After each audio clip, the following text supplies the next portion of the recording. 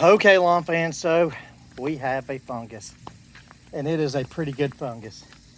And Clear East 3336 and the just big box store fungicide would not eradicate this. It's all over the entire lawn.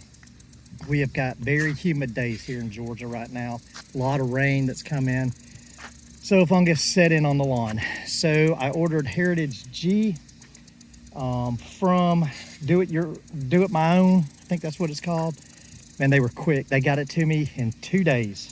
They ordered it and then the next day. So I just got done putting that out. I'm watering it in. And this is a pretty nasty fungus. So I'm hoping that's gonna eradicate it.